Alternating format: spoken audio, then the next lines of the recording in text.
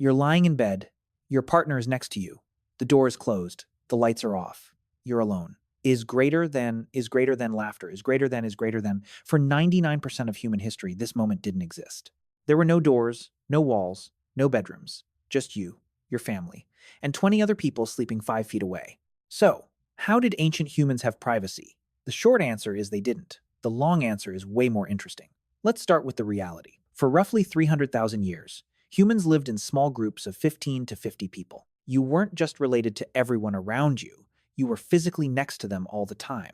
Hunter-gatherer camps had no walls, no separate rooms, no private spaces. You slept in a pile for warmth. You ate together.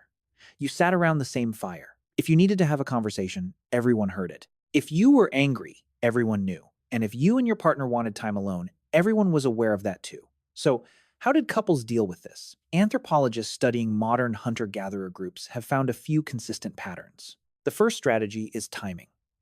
Most intimate moments happened at night when it was dark and people were asleep or pretending to sleep. Darkness provided a kind of psychological privacy even when physical privacy didn't exist.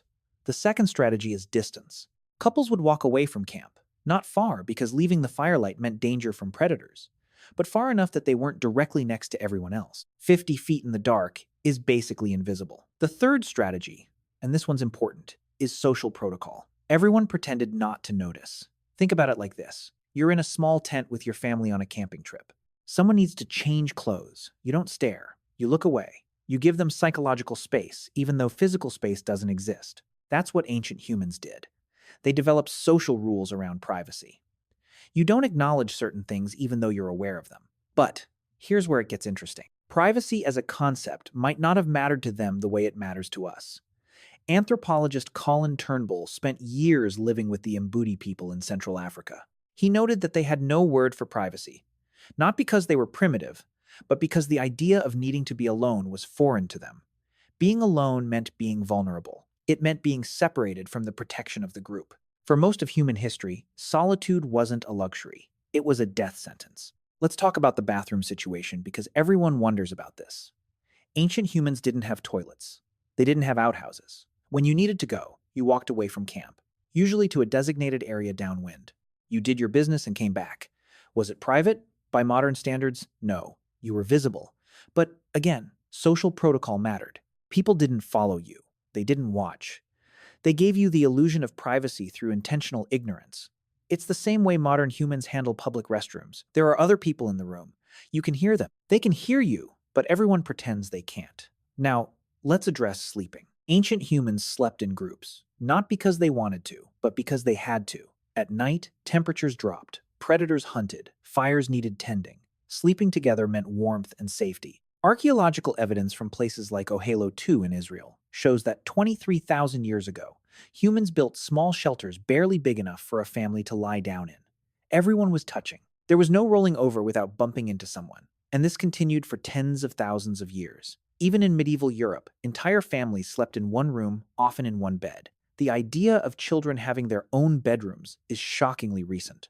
It didn't become common until the 1900s. So, when did privacy actually become a thing? The answer is agriculture.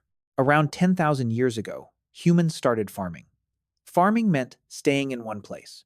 Staying in one place meant building permanent structures, and permanent structures meant walls. For the first time in human history, you could close a door. You could have a room that other people couldn't see into. But even then, privacy was a luxury. Only the wealthy had separate bedrooms.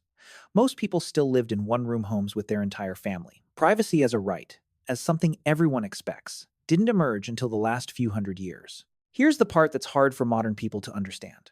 Ancient humans might not have wanted privacy the way we do. Psychologist Erich Fromm argued that the need for privacy is a symptom of individualism. In societies where identity is tied to the group, being alone feels wrong. It feels isolating. For ancient humans, the group was everything. Your survival depended on other people. Your identity was built around your role in the tribe. Being alone wasn't peaceful. It was terrifying. Today, we have the opposite problem.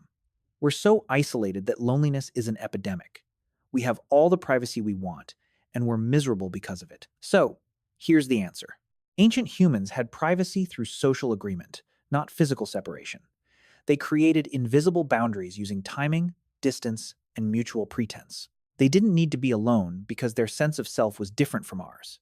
And when agriculture gave us walls, we slowly built the world we live in now. A world where you can close a door and be completely alone, where you can go days without seeing another person, where privacy is so common that we've forgotten what it cost.